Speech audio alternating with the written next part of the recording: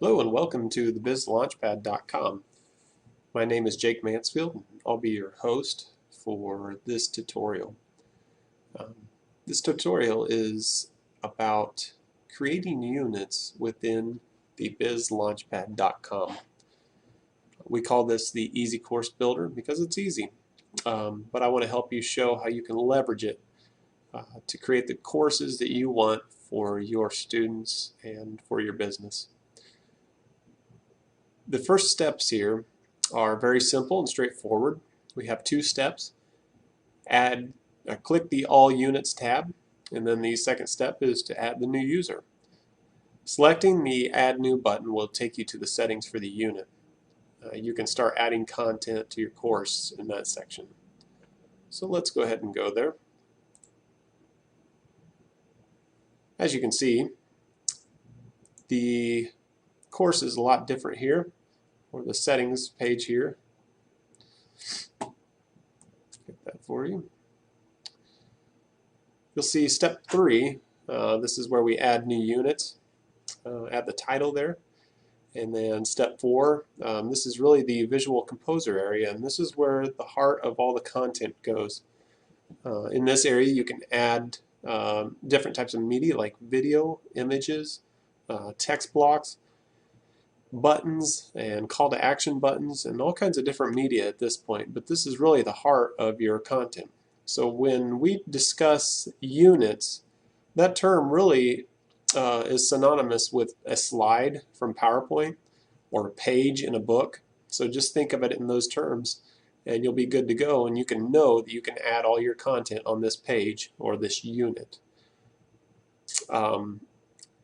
We'll discuss the visual components and explain how to really get in depth in creating the content in another section. But for now, we just want to make you aware that that's where all the content goes, and that's where you'll be working and doing most of your work for your courses in this section. Let's move on down into the settings area.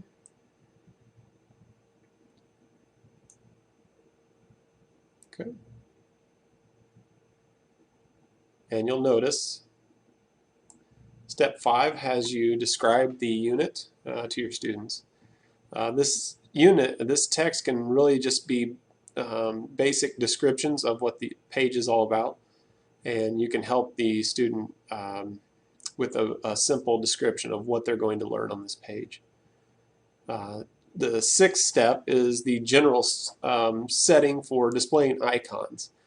If you'll notice over here to my right on this cutout page here, you see these icons here. This is really just to give the student an understanding of what type of media they're going to be learning here. It may be a text format, it may be a video or audio or some kind of media. And that, when you hit this drop down, is what gives them that icon there.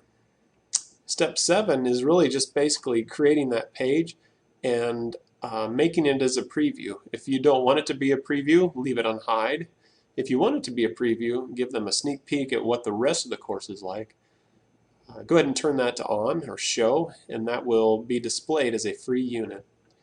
In fact, let me show you an example of what that looks like here. This button right here is what is displayed when you have that on. So a student who's not registered in your course can actually click on that and go into the unit and just see a sample of what that's like. Also, these are the icons from the drop down that we were discussing earlier: video and text and other media. So back to step 8. This is really where you set the duration of your course. You can see that over here. We have 5 minutes in this area. But you can just try to make an estimate of how long it'll take the student to get through that section.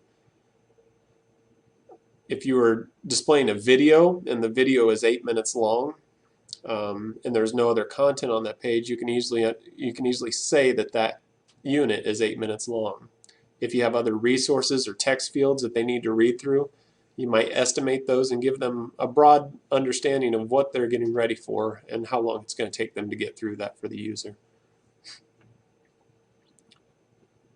Let's go ahead and go back up here to step 10. Step 10 is to save the draft and publish. There are two different buttons. The save draft will save the unit content, but will not allow it to be displayed in your course until it is published.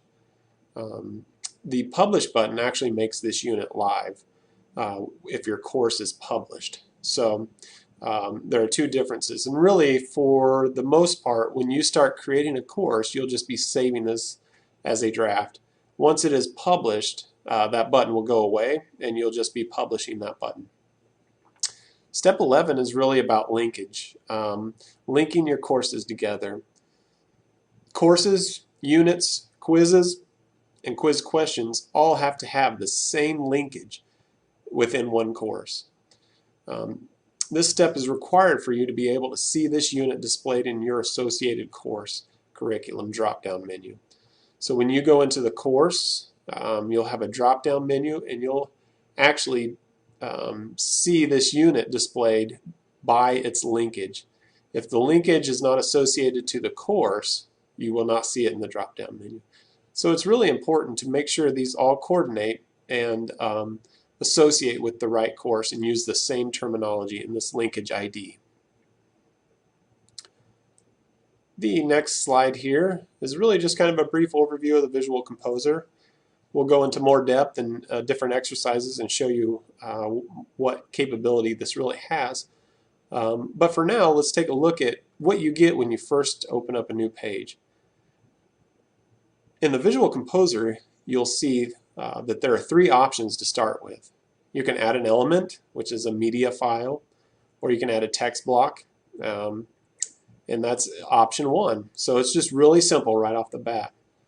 Option 2 is our front-end editor. Now we call it a front-end editor, but really it's just a live view of what the student would see and what you'll see when the product is published and finished. So a lot of the media, the videos and images will display right on that page, and you'll be able to see it in a more real-life atmosphere. And option 3 is really just starting from a template. We have provided 6 templates here that just really get you a head start on the layout of the course, and then you fill in the gaps with what you need. So you have 3 options there, and all of them can always be changed at any time, and you can edit them and come back to them and edit them. Our preference is that we use the front-end editor because it is highly visual and it makes for a great user experience. But you may start playing around with the system and creating different courses and get to the point where you like a different option. So just know that those are available and that that's how you get started with the Visual Composer. So let me scroll down here to a few more options.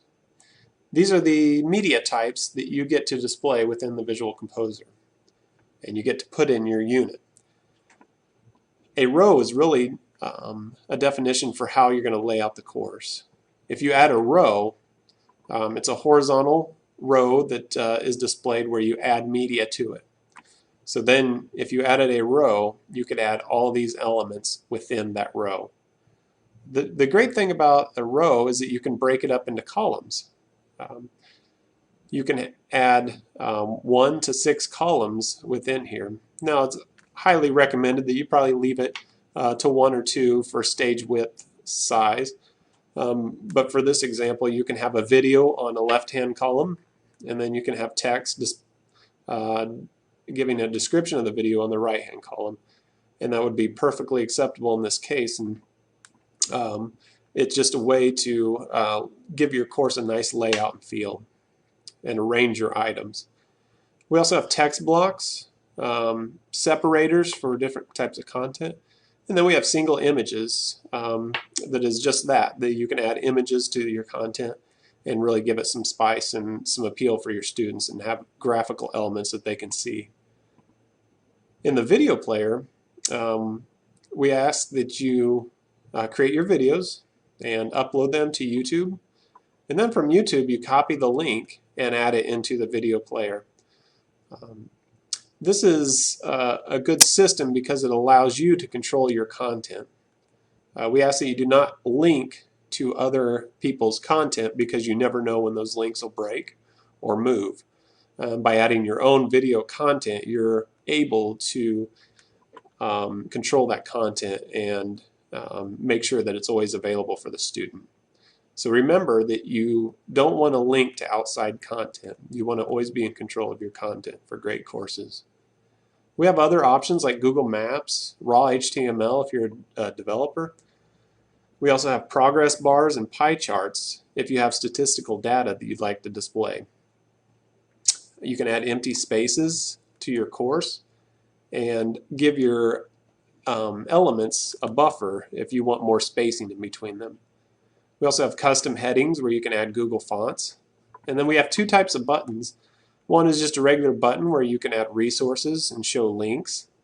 And then the other one is a call to action button that draws a little more attention to it by adding icons with your buttons and creating kind of a framework around your buttons so you can really make it stand out, pop out to your students. So these are the different elements and different types of media you can add to Visual Composer. For this resource, to be able to print out and look at it, go ahead and at the bottom of your page you'll see a button. Just go ahead and download that resource there, and you'll be able to get started and get on your way building your own course. Thank you.